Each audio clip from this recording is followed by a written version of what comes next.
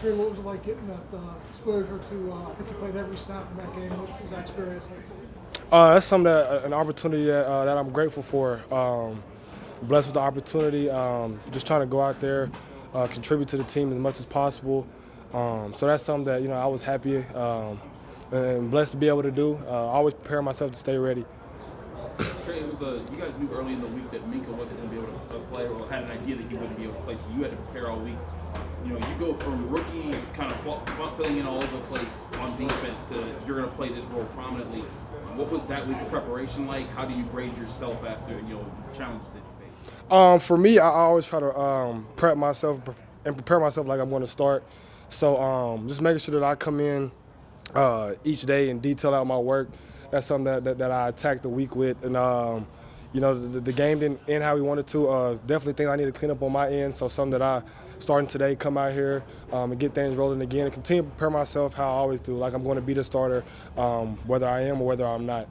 Is it a little different, though, when you actually do it? I mean, Oh, yeah. the point when you're out there, like, okay, this is for real here. Right. Like I said, being able to play every snap, but it's something, like I said, I don't overwhelm myself with because I feel like I put the preparation in during the week. Like you said, it is different. You know what I mean?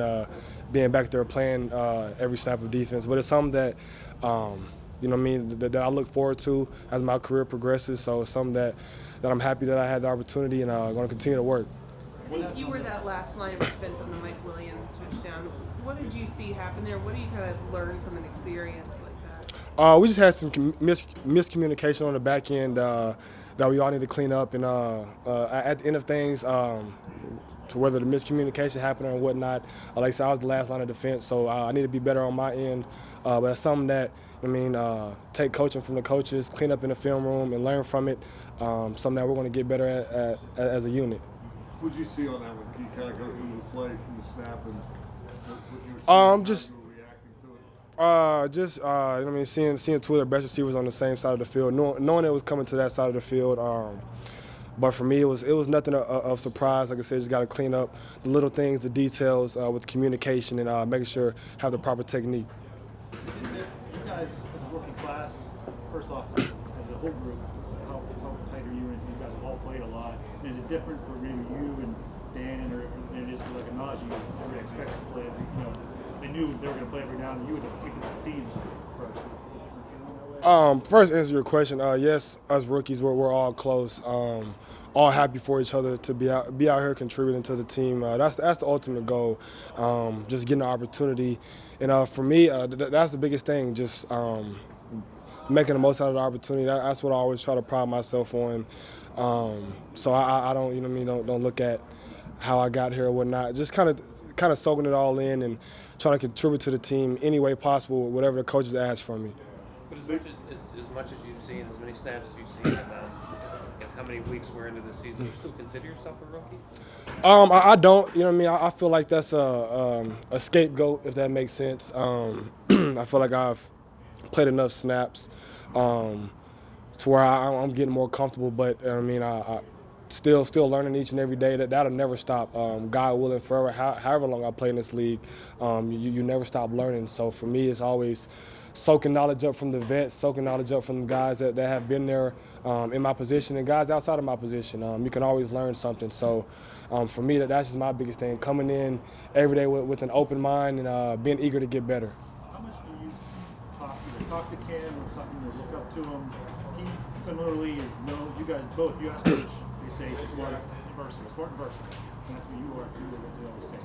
Do you see him? That's funny you say that because Cam actually, he was the first guy. He was the first guy to text me after the draft. Whenever I had got drafted here, we just so happened to.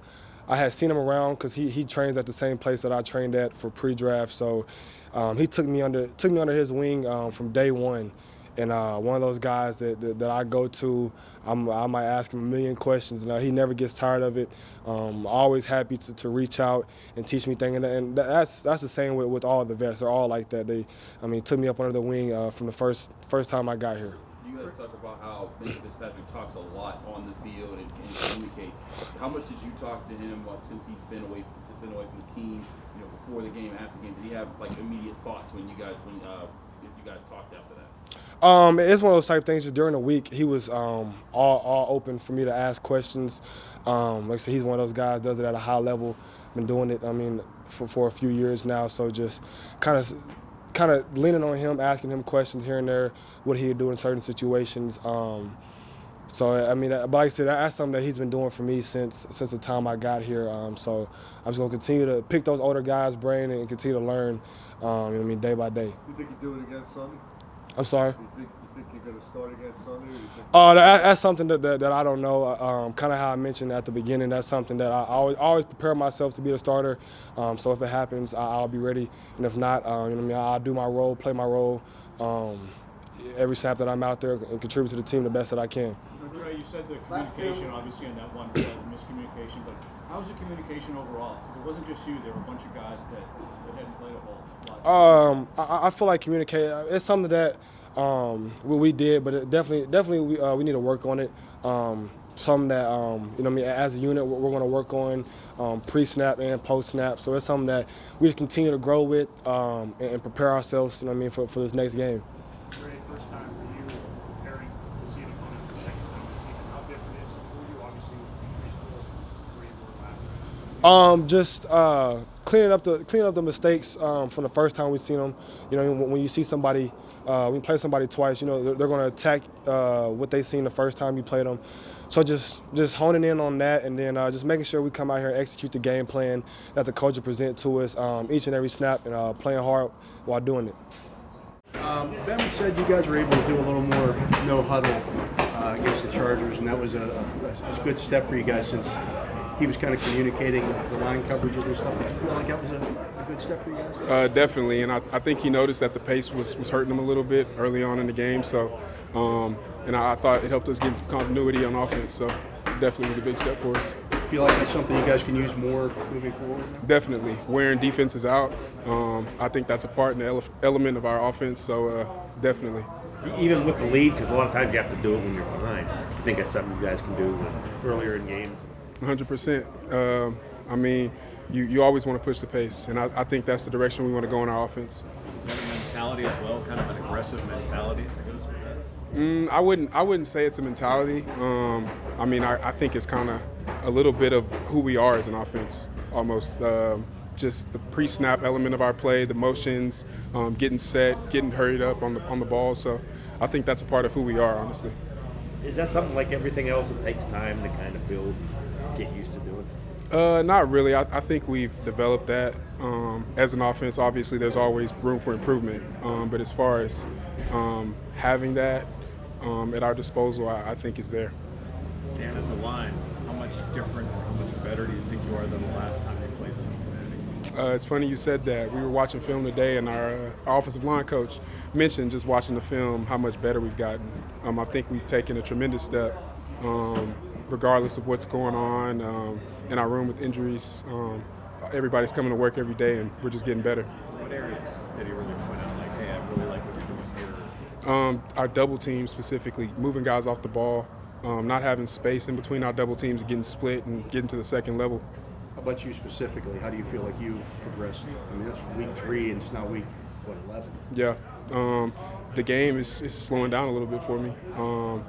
Just different elements of it, the physicality of it, the speed of it. Like I said, I think it's slowing down a little bit for me. I feel like you're seeing a top-notch guy every week opposite you. I mean, this week it's Hendrickson. Yeah, it's the NFL, so every week is a top-notch guy, it seems like. But, yeah, I embrace that challenge. It's getting me better. Is there any game you can point to, Dan, that was kind of a turning point for you, where you said, like, okay, coming out of this one, I feel like maybe I've turned that corner now, where I'm not really feeling like a rookie anymore? I would say somewhere in between that Denver game and that Seattle game. I think coming out of that, but those 2 games leading up into that bye definitely gave me a lot of confidence. I feel like I had took a big step in those 2 games, and I feel like I've been carrying that on.